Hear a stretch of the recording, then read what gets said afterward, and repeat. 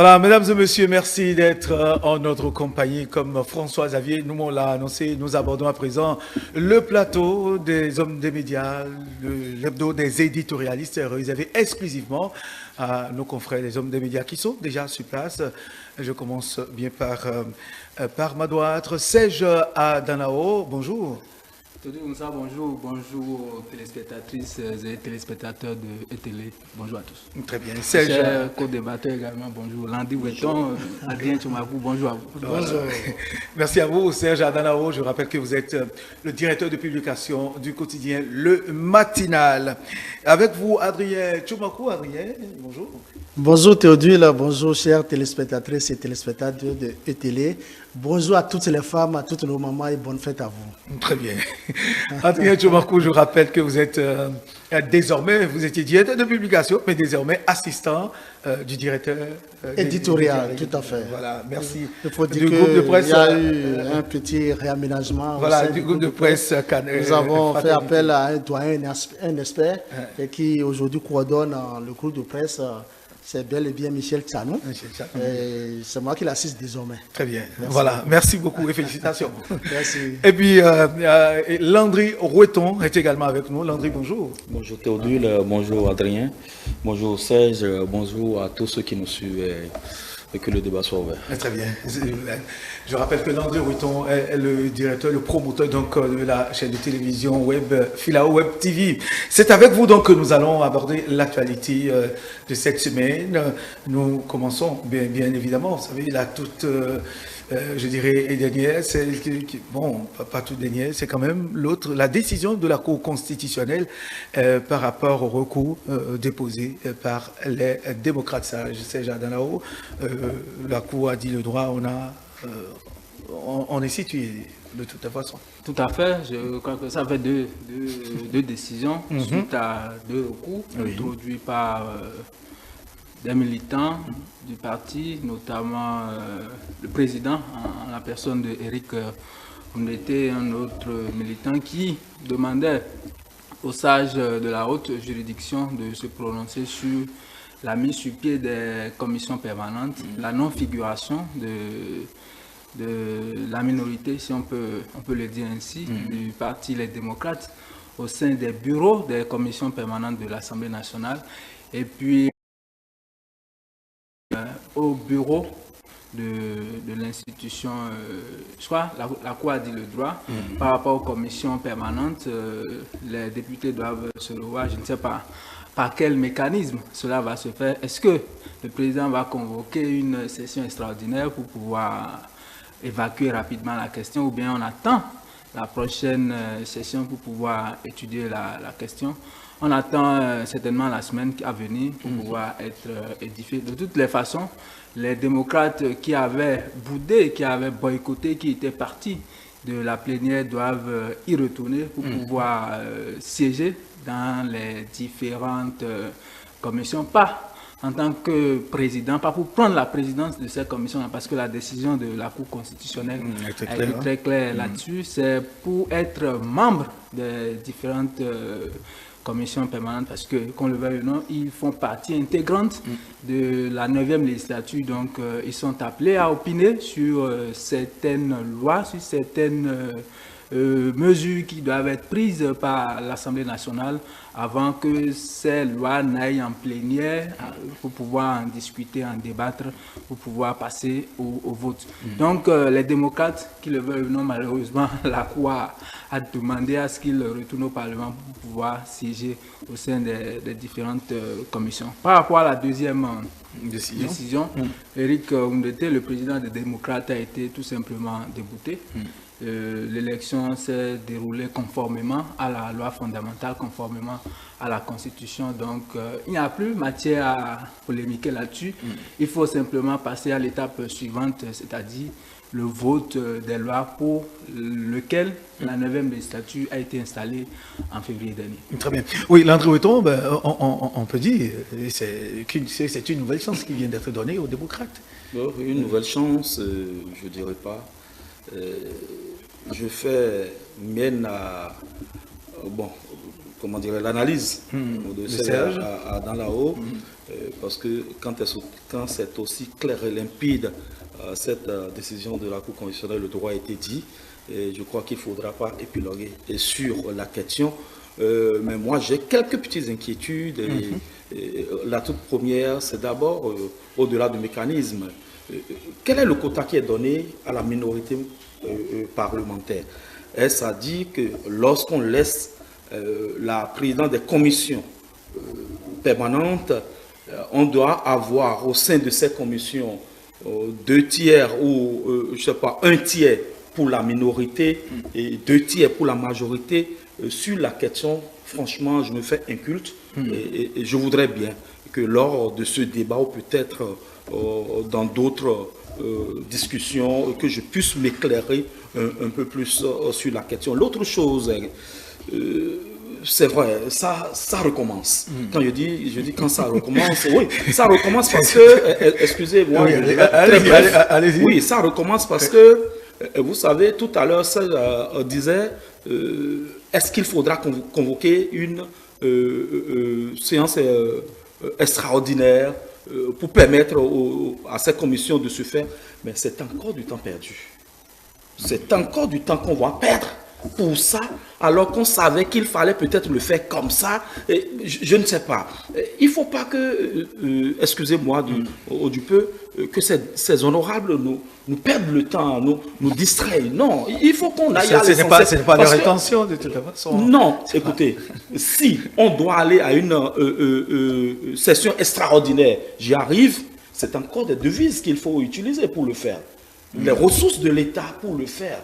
Et donc, moi, je voudrais, ce n'est pas une injonction, je n'ai même pas le droit de faire des injonctions à ces députés, mais qu'on utilise une session ordinaire et que l'on profite pour évacuer rapidement cette question, que de nous convoquer une session extraordinaire avec tout ce que cela peut avoir comme, comment dirais-je, devise à distraire lors de ces sessions extraordinaires, et que l'on sache que désormais, nous devrons aller très vite parce que ce n'est pas une législature qui a la durée normale.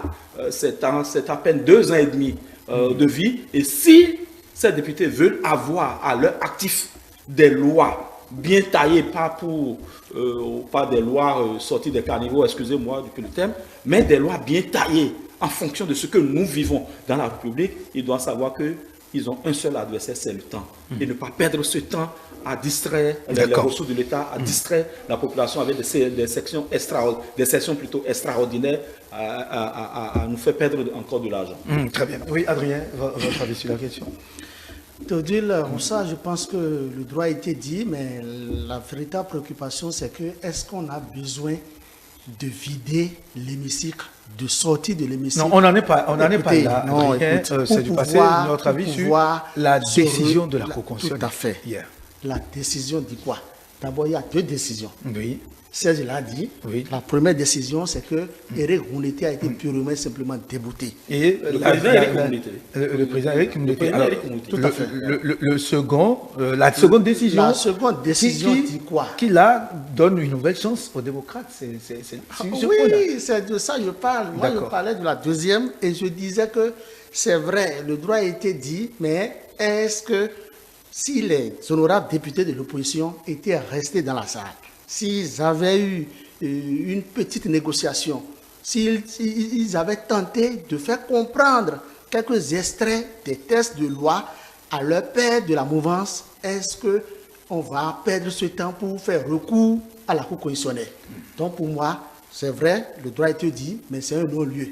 Je pense que quand les députés vont se retrouver en session ordinaire, bien sûr, à l'Assemblée nationale, puisque j'épouse l'hypothèse de ce que on ne doit pas aller pour une session extraordinaire pour ça. Je pense qu'ils vont se retrouver pour... Écoutez, les démocrates voulaient quoi? Ils voulaient la présidence des commissions. C'était ça. Mais la majorité ne peut pas accepter. Nous sommes en politique. Et en politique, tous les jeux sont permis. Et moi, même si on dit aujourd'hui que les démocrates ont remporté cette décision, moi je dis le contraire. Parce que ce que les gens veulent véritablement, c'est d'être président, tout au moins président d'une ou de deux commissions. Mais la Cour a été très claire. La Cour a dit la minorité parlementaire ne peut pas prendre la présidence. On va vous trouver dans les autres postes de chacune de ces commissions. Très bien. Et là, oui. je pense que si déjà la Cour même est restée un peu muette et la Cour n'a pas dit vous allez leur donner 2 postes. Si déjà on leur trouve un poste par commission, la décision de la Cour est déjà respectée. Oui. Donc je pense que il faut que désormais, dorénavant, que les députés, qui vous soyez de la mouvance ou de l'opposition, qu'on priorise le dialogue pour qu'on ne revienne pas, pour qu'on ne fasse pas marche arrière. Une question que beaucoup se posent, Adrien, je reste avec vous sur cette question, mais une question que beaucoup se posent, est-ce que le même scénario risque pas de se produire peut-être?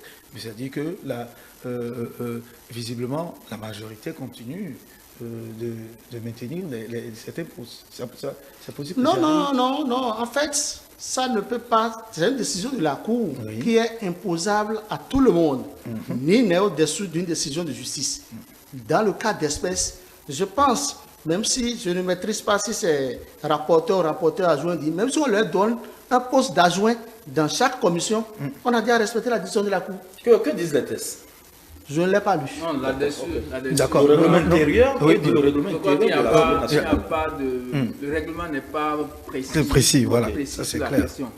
Il va s'agir, du moins s'il va être question pour les députés de s'asseoir, de mettre l'intérêt de la nation au devant, au lieu de chercher à défendre la majorité, la minorité. Il suffisait juste aux démocrates de mettre leur ego de côté, d'aller vers les députés de la majorité de la mouvance. Les gars, nous savons que vous êtes majoritaires. Mais trouvez-nous 1 ou 2 postes pour qu'on puisse participer à l'animation de la 9e législature. Je pense que si le problème était pris de cette façon-là, ils allaient pouvoir trouver une solution. Mais vouloir aller par la force, nous sommes de l'opposition, que vous le veuillez ou pas, nous devons avoir des postes, ou sinon au moins une présidence, sinon 2, au niveau des différentes commissions. Ça ne peut pas passer de la sorte. Il faut s'asseoir et discuter, négocier. C'est quand ça va échouer maintenant qu'on peut passer à la vitesse supérieure, à l'extrême, comme on l'a constaté, Boudé sorti de la plénière de l'Assemblée nationale et aller organiser la conférence de presse. Donc, pour me résumer, par rapport au quota, je ne pense pas, en tout cas, jusqu'à preuve du contraire, il n'y a pas de quota qui soit réservé à la minorité, il n'y a pas de quota qui soit réservé à la majorité. Il reviendrait aux différentes forces qui animent la 9e législature de voir en fonction des intérêts autres quel poste il faut trouver à la minorité, quel poste il faut conserver au niveau de la majorité pour pouvoir équilibrer les choses. Et nous rappelons, avant de passer la parole à Landry, nous rappelons aux téléspectateurs qu'ils peuvent participer à ce débat, à tout ce qui se fait ici en envoyant leur message par WhatsApp. Nous précisons, pas d'appel, pas de messages vocaux, juste des messages test WhatsApp que vous envoyez, vos propositions, vos suggestions et vos questions. Nous allons les partager avec nos invités. C'est par le numéro qui est d'ailleurs affiché à l'écran. Landry Breton, nous vous écoutons sur la question. Je voudrais rebondir un peu sur les explications ou l'apport de Serge pour dire, lorsqu'on regarde un peu la nomenclature, de cette minorité parlementaire, j'ose croire que ce ne sont pas des parvenus. En matière de politique, ce ne sont pas des parvenus. Et c'est des gens qui, lorsque vous prenez, un certain Eric Arundete, président du Parti des démocrates, Noureni Achadé et tout ce qui reste, je crois que ce ne sont pas des gens qui sont nés de la dernière pluie. Et je voudrais croire qu'ils n'ont pas boudé cette session-là tout de go et qu'ils ont eu la démarche dont a parlé Serge tout à l'heure avant d'en arriver. Je ne suis pas en train de poser cette démarche excusez-moi, d'anarcho-gauchiste. Oui, voilà, c'est-à-dire qu'on ne propose rien, mais on boude, on déserte. Non, je ne suis pas adepte de cette démarche-là. Et j'ose croire que les députés de la minorité ont eu d'abord à échanger avec... Parce que hier, ils étaient encore ensemble. Et ces gens-là que nous voyons là, ce n'est pas des expatriés qu'on est venu déposer à l'Assemblée. C'est des gens qui se connaissent entre eux. Beaucoup. Et donc, j'ose croire qu'ils ont eu cette démarche avant d'en arriver à bouder la session. Ce n'est pas forcément la démarche que nous souhaitons. Mais bon, peut-être que c'est la seule solution qu'ils ont trouvée pour se faire entendre. Encore qu'ils auraient pu rester à l'Assemblée et déposer leur recours au niveau de la Cour constitutionnelle pour que cela fasse beaucoup plus sérieux pour un Parlement qui vient de s'installer. Je voudrais, du haut de cette tribune, et aussi petit que je sois, demander à ces honorables, pas honorables députés, ça ne se dit pas, ça fait une tautologie, ces députés ou honorables, à ne pas continuer, encore que j'aurais pu être là-bas aussi. Non, oui, pourquoi pas, c'est pas exclu. Merci Landry. Et puis, nous allons parler à présent de la Journée internationale des droits des femmes. Le mercredi 8 mars dernier, c'était le jour où les femmes étaient, en tout cas, je dirais, plus joyeuses que jamais, où il y a eu une attention particulière à toutes ces femmes qui nous ont vu naître, qui nous ont donné la vie. Et on en parle, c'est Jardin là-haut, cette journée. Mais la question qu'on se pose, quelle avancée? Vous allez un tout petit peu m'excuser, oui. Je ne suis pas apôtre de cette chapelle qui consiste ou qui dédie une journée pour célébrer les droits des femmes. Parce que j'estime que tous les jours, vu le rôle que nos mamans, vu le rôle que les femmes jouent dans la société, on doit en principe pouvoir les célébrer chaque instant, chaque minute, chaque jour, chaque semaine, chaque mois. Tous les 365 jours de l'année, on doit pouvoir les célébrer. Mais puisque nous sommes dans une société où un jour est dédié, le 8 mars notamment, à ces femmes-là pour pouvoir promouvoir leurs droits, je vais me consacrer à la tradition pour pouvoir dire effectivement que le 8 mars dernier, les femmes étaient à l'honneur et comme c'est le cas chaque année au Bénin, il y a eu des manifestations, il y a eu une manifestation officielle au plan national. En matière d'avancée au Bénin, je crois que depuis 2016, il y a des avancées qui sont notées, même si ce n'est pas ce qu'on souhaite, même si ce n'est pas ce que les femmes elles-mêmes souhaitent, elles ne peuvent pas aujourd'hui nous dire que depuis 2016, il n'y a pas, même si c'est une petite avancée, il n'y en a pas eu. Et c'est sous le régime actuel, c'est depuis 2016 qu'on a commencé par parler de la mise en avant des femmes au devant de la scène politique.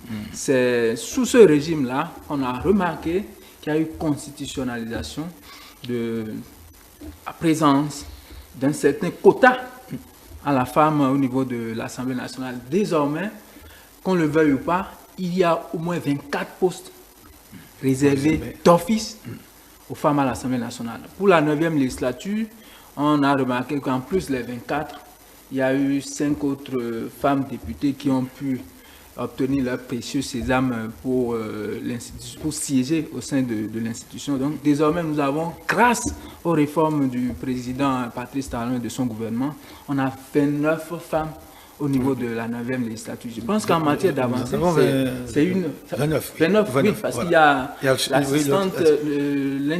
Comment dire? La suppléante? La suppléante, merci, du ministre Saliman Karim. Bien sûr. Qui est venu s'ajouter aux 28, ça fait 29. Donc, on a 29 femmes aujourd'hui qui siègent au niveau de la 9e législature. Toujours parlant d'avancée, on a le renforcement, sinon de l'Institut national de la femme à travers de nouveaux statuts, au niveau de l'institution. Le Conseil des ministres a adopté de nouveaux statuts pour l'institution et désormais cet institut-là peut s'autosaisir, a dit l'institut est à Cotonou grâce à ses ramifications dans les communes à l'intérieur du pays. Elle peut, une fois informée d'une situation, d'un problème violences faites aux femmes, l'Institut s'auto-saisir et prendre le dossier à bras le corps, saisir la justice pour que cette femme ou ces femmes qui sont tabassées, qui sont violentées, puissent avoir gain de cause, puissent être revêtues de leurs droits grâce à la justice. Également, sous le président Patrice Talon, qu'on le veuille ou pas, il y a quand même de plus en plus de femmes qui accèdent à des postes de responsabilité. On me dira qu'on peut mieux faire, mais ou bien quand il reste à faire, c'est que presque rien n'est fait. Presque rien n'est fait. Mais retenons ou avouons quand même que quelque chose a été fait et qu'il y a des avancées. Il va falloir aller un peu plus en avant. C'est pas aussi facile. C'est pas aussi facile. Les hommes sont là, ils font partie de la société. C'est pas parce que on doit promouvoir les droits des femmes qu'il faut mettre les hommes de côté et tout de go promouvoir les femmes. Il faut faire l'équilibre pour que les hommes puissent avoir leur compte, les femmes également, pour que la société puisse mieux se porter. En termes d'avancée, Adrien, qu'est-ce qui vous a, en tout cas, intéressé, vous a marqué dans tout ce qui est fait jusque-là pour la promotion de la femme, la défense des droits des femmes? Monsieur Théodule, il faut dire que mon grand frère Serge Adan-Lawa a dit l'essentiel. Ce qu'il faut ajouter, c'est quoi? C'est que constitutionnellement, si vous prenez notre constitution aujourd'hui, vous prenez à partir du haut, je veux parler de la présidente de la République, la vice-présidente de la République, évidemment, c'est la constitution qui l'a fait ramener. Donc désormais, on parle d'un vice-président de la République, mais pour promouvoir la femme, le chef de l'État a opté à ce que ça soit une femme, une dame qui soit le cliché présidentiel. Vous voyez comment c'est beau? Donc, nous avons une vice-présidente de la République. C'est très fort, qui est en même temps la grande chancelière. L'Institut national de la femme, c'est évidemment une dame qui est là, dans la personne de Claudine Prudencio, mais la directrice exécutive, la secrétaire exécutive de l'Institut, c'est encore bel et bien une dame. C'est très bon. Quand vous prenez la composition de l'Institut, c'est presque rien que des femmes. En matière d'avancée, il y a plusieurs lois qui ont été votées. Aujourd'hui, la loi qui encadre l'avortement. C'est très bon. Aujourd'hui, les femmes, au regard de cette loi, ils ont assez d'avantages. Allez lire. Quand nous prenons par exemple aussi la loi, il y a une loi qui a été votée qui donne plein pouvoir à la femme de porter son nom de famille désormais à son enfant. Bien et bien, il faut nuancer, c'est-à-dire ça peut venir où la femme, on ne le souhaite pas, peut être violée, et on ne connaît pas l'homme.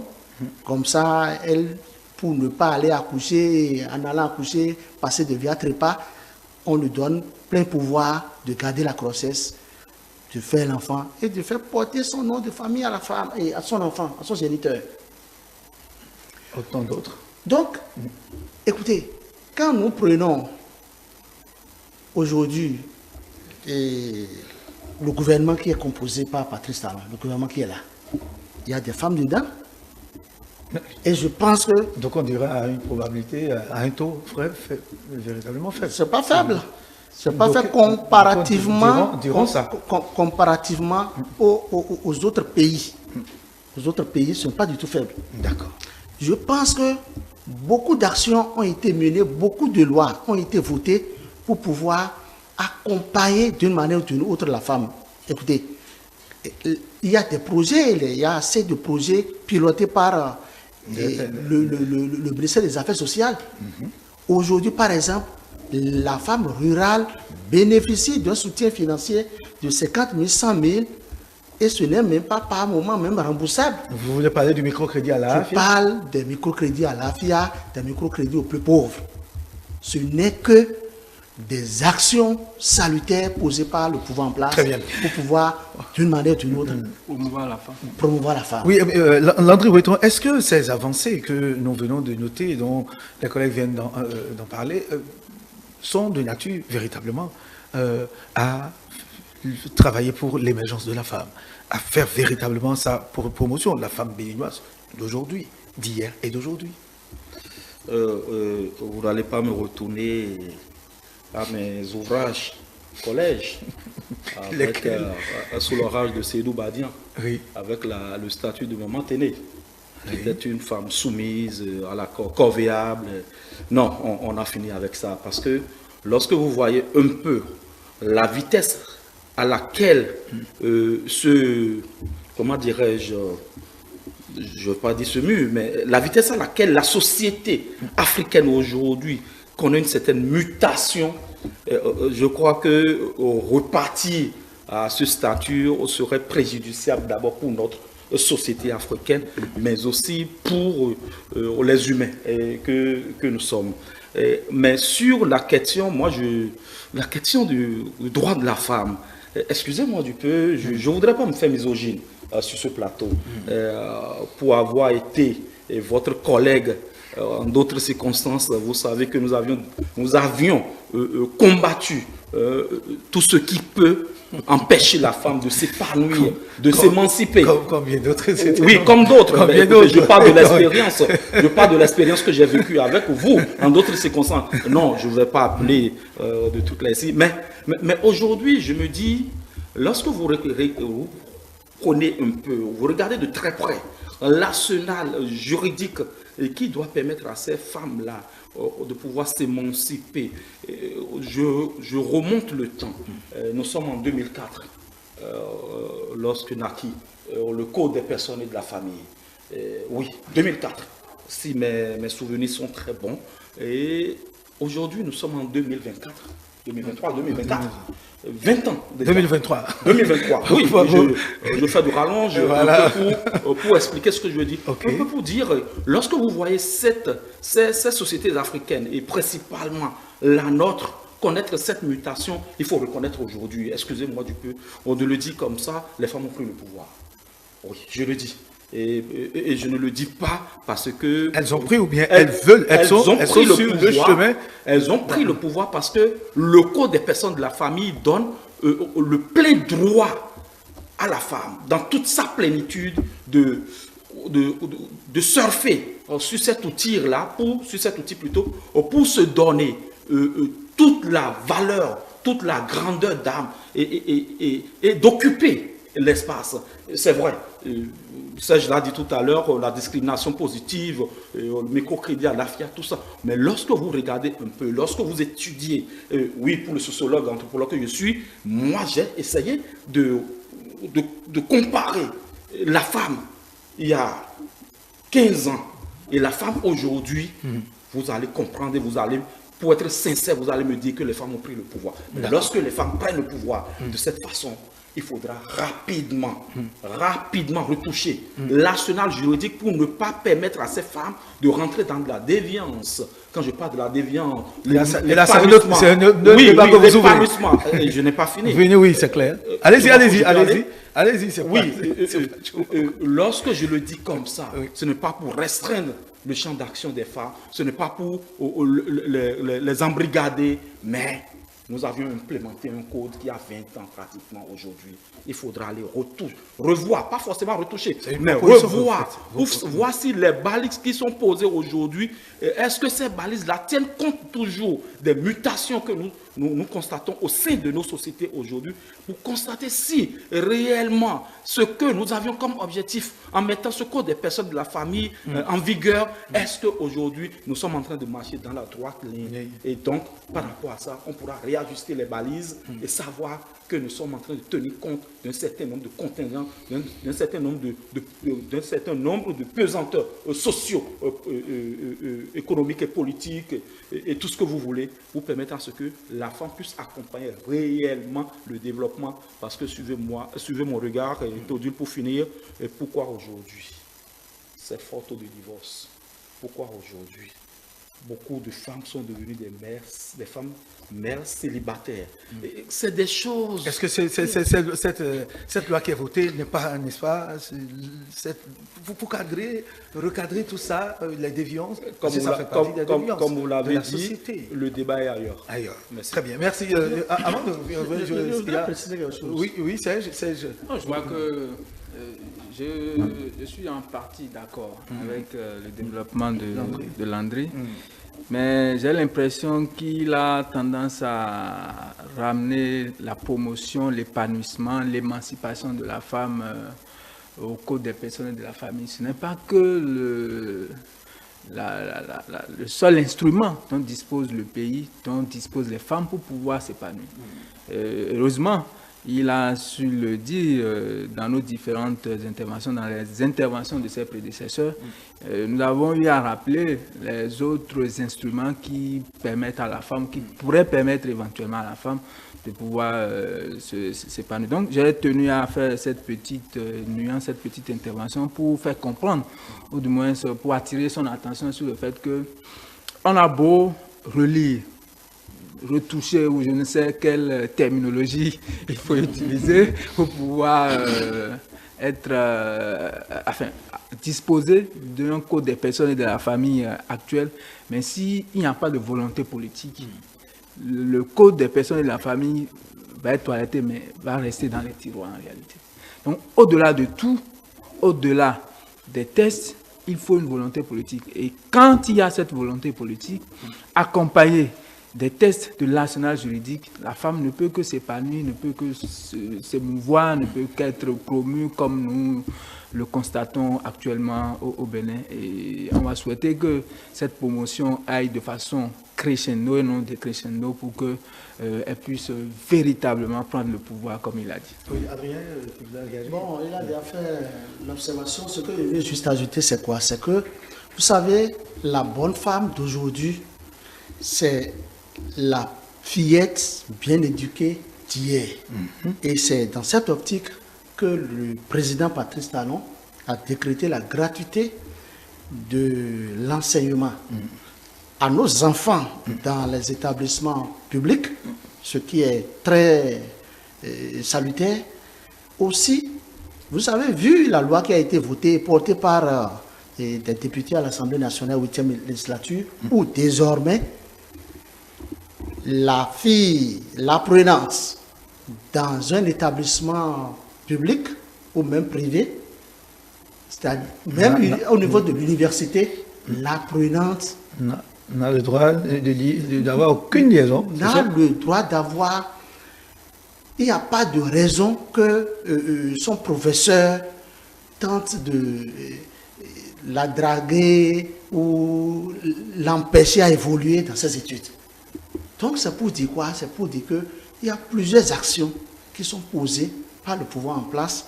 Et si nous pouvons respecter un peu les tests, c'est que nos femmes, les enfants d'hier, les jeunes filles d'aujourd'hui qui vont devenir femmes demain, vont mieux servir la nation. Très bien. Merci. Nous allons évoluer puisque quand on n'en finira jamais d'en parler, quand on aborde la question de la femme, eh bien, ça suscite beaucoup d'intérêt. Toute une journée ne suffirait pas à aborder la question qui aborde. Alors, nous allons évoluer, parler de la sortie médiatique du chef de l'État sur la chaîne française LCI. Il y a quelques jours, cette sortie qui continue de faire d'ailleurs l'actualité, Landry Breton. Pour vous, est-ce que, comme certains l'ont dit, Patrice Talon, le président de la République, Patrice Talon, a été clair sur plusieurs points et a dit ses vérités aux Occidentaux? Je voudrais m'incliner devant l'intelligence de cet homme.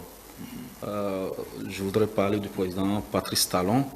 Un peu pour dire, c'est un panafricaniste bon teint. Au-delà d'être un président de la République de Bénin, c'est un précurseur d'une nouvelle Afrique, je le dirais comme ça.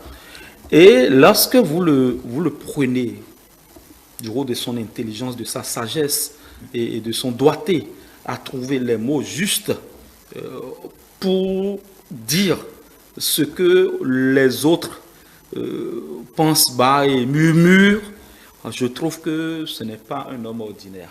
Je le dis comme ça, pas parce que, bon, c'est un béninois, non. Parce que je suis aussi un panafricaniste, je le dis, je le réclame comme cela.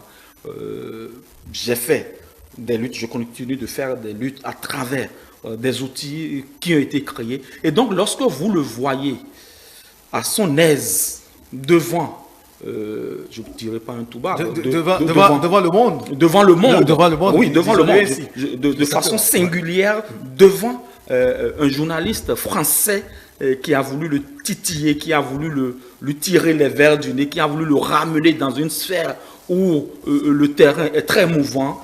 J'ai vu avec quelle doigté. Il a su. Et au finish, le journaliste a abdiqué parce qu'il a compris qu'en face de lui, ce n'est pas un personnage ordinaire. Et lorsque vous rentrez dans le fond, ça c'est dans la forme même de l'intervention. Lorsque vous rentrez dans le fond, bien sûr, oui. et je crois qu'il y a un mouvement qui est en train de naître en Afrique. Je ne prends pas que le cas du Mali, pas que le cas du Burkina, pas que le cas de la Guinée, mais on sent, lorsqu'on laissait tous ces panafricanistes qui font du tapage comme les Kémy Séba et toute sa bande, on sent aujourd'hui qu'on ne peut pas comparer cela qu'on ne peut pas comparer au président Patrice Talon. Non, le président de la République, Patrice Talon, est dans une posture solennelle. Et il représente, c'est quand même la première pointe diplomatique de notre pays. Ce n'est pas le ministre des Affaires étrangères qui est intervenu. C'est le président de la République. Et quand on le dit comme ça, et ça donne la chair de poule, c'est avec toute la solennité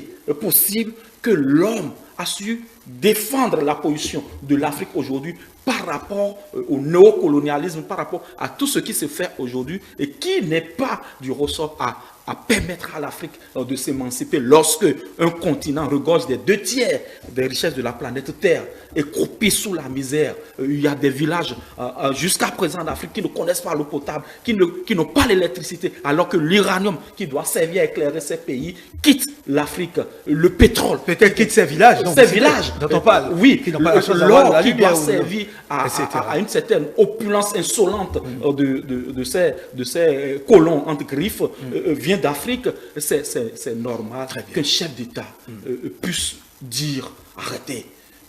La Chine, ce n'est pas le futur, c'est déjà le présent, comme il a dit. Et voilà des choses qui ont été dites, pas avec la manière, par un certain nombre de chefs d'État. Je me rappelle en 82 ou en 86, quand le président de Haute-Volta, en son temps, le président Thomas Sankara, Burkina Faso avec Thomas Sankara. Avec Thomas Sankara, ok.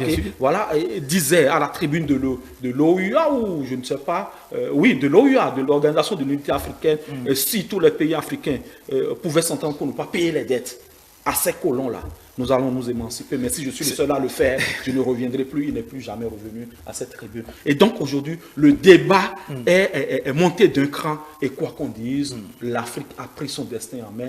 L'Afrique s'est réveillée et est désormais en éveil. Oui, Serge Adanao, la sortie et puis les gros sujets, sinon les grands sujets abordés par le chef de l'État, beaucoup l'estiment que ce sont véritablement des vérités que le président Patrice Talon a dit à la face du monde.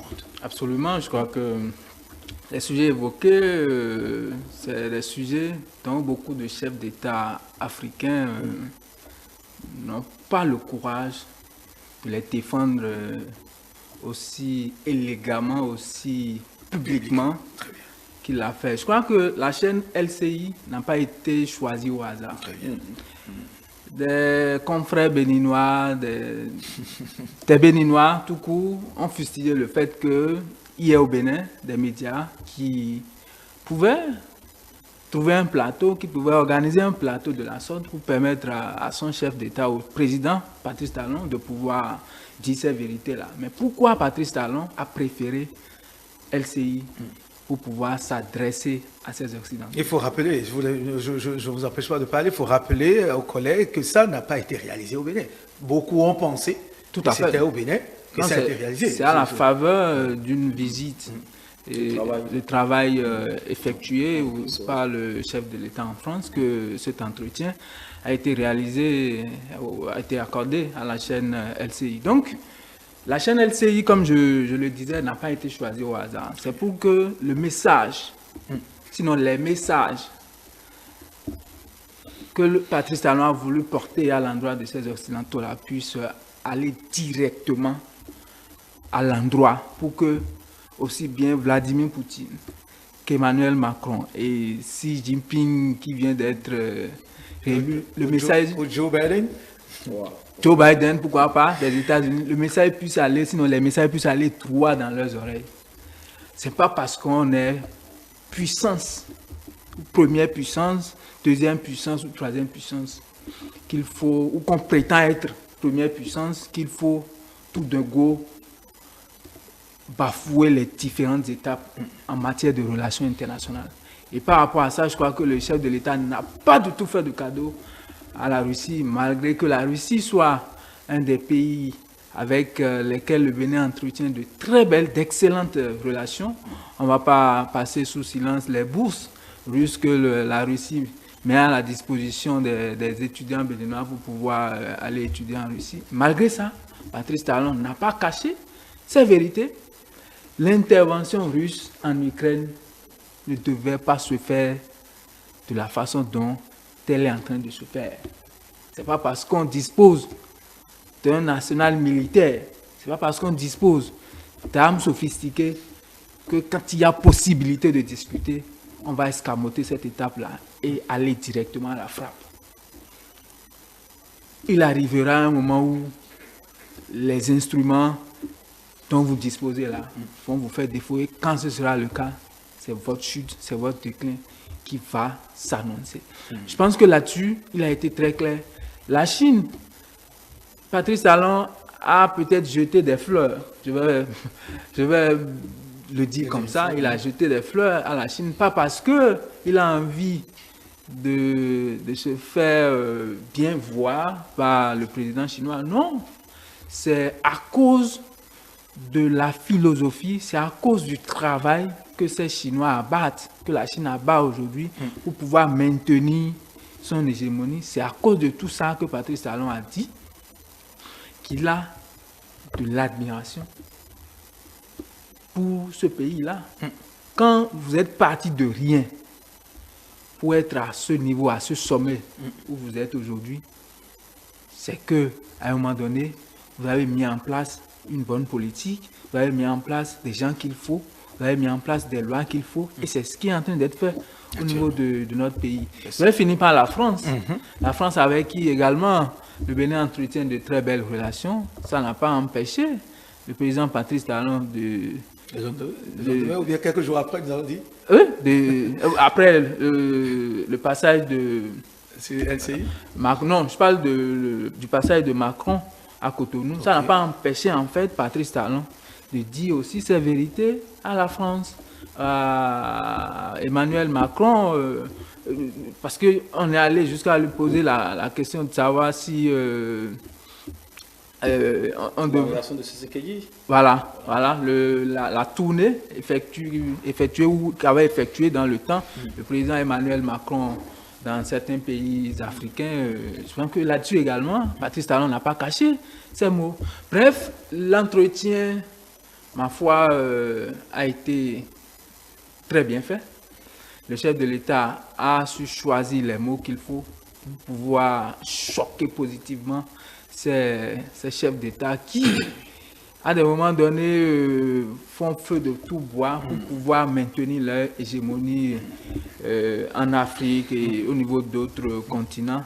Et pour pouvoir, pour finir, je vais dire que maintenir certains pays dans leur état actuel sans que ces derniers ne puissent pas avancer pour se connaître le développement, alors qu'ils sont là aussi pour pouvoir aspirer à ce développement, parce que aucun État du monde ne peut vouloir rester dans son état actuel pour pouvoir ne pas avancer d'ici quelques années. Je crois que là-dessus, Patrice Talon a fait une très belle sortie. Et si la sortie devait être reprise, je ne dirais pas sur la même chaîne, mais pourquoi pas rediffuser sur toutes les chaînes africaines. On doit faire la rediffusion et passer à un nouveau cap, en tout cas à une chaîne beaucoup plus, dont la portée est beaucoup plus grande pour que le message puisse une fois encore être entendu, être compris par tout le monde. Très bien. Adrien Tchomakou, la position du président, sinon je dirais la compréhension du président Patrice Talon par rapport à la présence de Wagner en Afrique a étonné plus d'un. Beaucoup ont estimé, ça fait partie des vérités que le chef de l'État a dit ce jour, ça fait partie des, je dirais, des vérités. Certains ont pensé, ont dit, mais le président de la République, Patrice Talon, a eu de l'audace à dire les choses clairement par rapport à ce point, la présence sécuritaire de Wagner en Afrique, dans ces pays-là. Vous avez la même compréhension? Monsieur Théodile, je pense que beaucoup de chefs d'État africains doivent aller à l'école de Patrice Talon.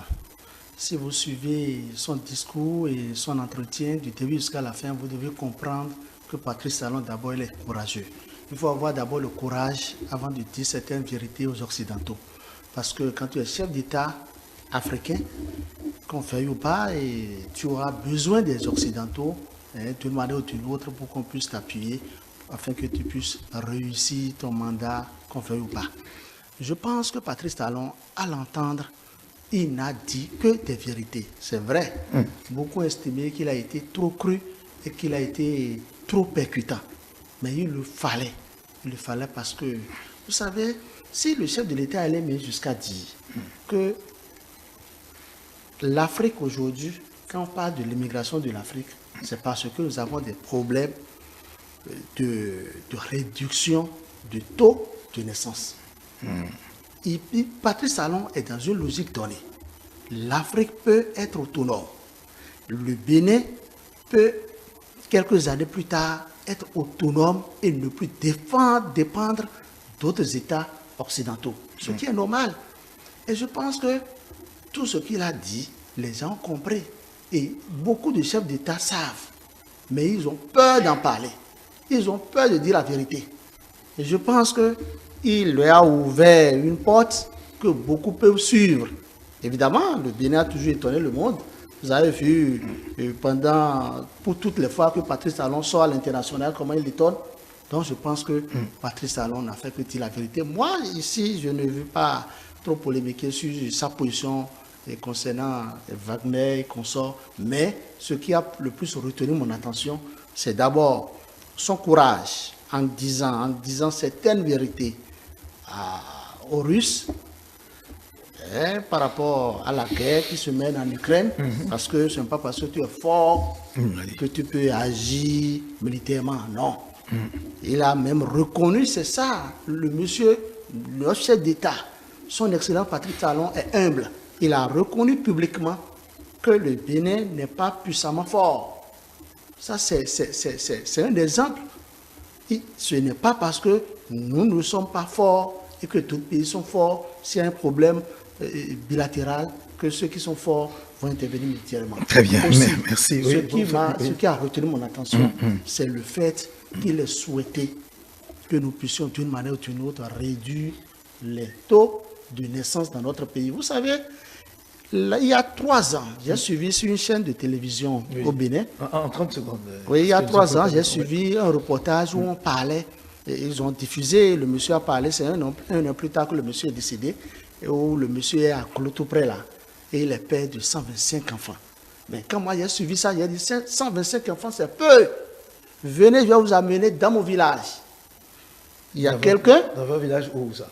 Dans les collines, à Dassar. D'accord. Il y a quelqu'un, quand il est décédé, je le connais, j'étais même allé à l'enterrement, c'est quand il est décédé que tout le monde a su qu'il détient, il a 20, ça veut dire 25 femmes, écoutez, 25 femmes, ça veut dire 25 veuves, et 175 enfants vivants.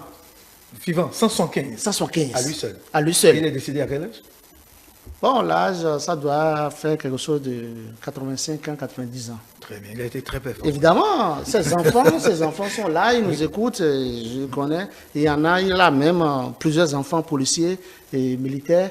Il a un enfant magistrat, que je connais très bien, c'est un ami. De la même manière, ces enfants sont cultivateurs, forgerons, De ce fait, artisans, surtout.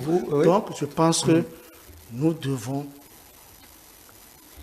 œuvrer à ce que, d'une manière ou d'une autre, notre taux de démographie soit raisonnable. Parce que les statistiques aujourd'hui, c'est pour ça qu'il y a des lois qu'on doit voter. C'est compliqué, hein? Merci beaucoup, C'est très Adrien. compliqué. Nous ne Les sommes pas le temps. statistiques Nous avons aujourd'hui, moins de 8 minutes. vous savez, si un pour continuer, homme, oui. si nous devons satisfaire toutes les femmes, c'est qu'un homme doit épouser 9 femmes et demie. Donc, il y a beaucoup à faire. C'est quelle théorie, ça? Théorie, Adrien. Tu vas tout. Adrien, en 2 C'est les minutes, nous allons- statistiques qui le disent. Nous allons rester avec vous pour parler de la criminalité, la cybercriminalité qui a pris de l'ampleur aujourd'hui et, qu'on veuille ou non, ça devient une affaire collective, quoi qu'on dise. Où qu'on se trouve. C'est écœurant, En c'est une minute, déplorable. en 1 minute 30. s'il vous C'est plaît, déplorable. parce que nous avons- De janvier, les statistiques sont là. Quand je le dis, ça te donne toi. De janvier à ce jour, ça fait en moyenne 275 cybercriminels arrêtés. D'abord, je dis chapeau, bravo à la police républicaine, en l'occurrence à l'OCC, qui se bat beaucoup. Non, je dis Les statistiques de les janvier à statistiques aujourd'hui. de janvier à ce jour. Parce que c'est quand vous faites le Cela point. contraste avec les chiffres que nous avons sur les réseaux sociaux. Pourquoi je demande si c'est Bon, pas parce que là, ça doit être au-delà de 275 ans. Voilà, pour En ce tout qu'on cas, c'est 275. Ils sont nombreux à être arrêtés de toutes Ils les sont façons. très Il y a une nombreux. traque, oui. Ils sont très nombreux à être arrêtés. Maintenant, le problème, c'est quoi? Moi, je pense que non seulement nous devons continuer à les arrêter, à les traquer, la police doit continuer à jouer convenablement sa partition, mais le pouvoir central et judiciaire aussi doit réfléchir autrement. On doit réfléchir à l'insertion professionnelle de ces jeunes, de ces enfants, parce que c'est des gamins, hein, des jeunes qui ont 17 ans, 18 ans, 23 ans, 25 ans. Mais ce que moi je déplore, et ce que beaucoup déplorent aussi, c'est du fait que certains policiers véreux coopèrent ou opèrent d'une manière ou d'une autre avec ces cybercriminels. Très bien. Merci à vous. Landry, toi ou Serge Serge, Serge, oui. Serge, alors, oui. Le phénomène La cybercriminalité.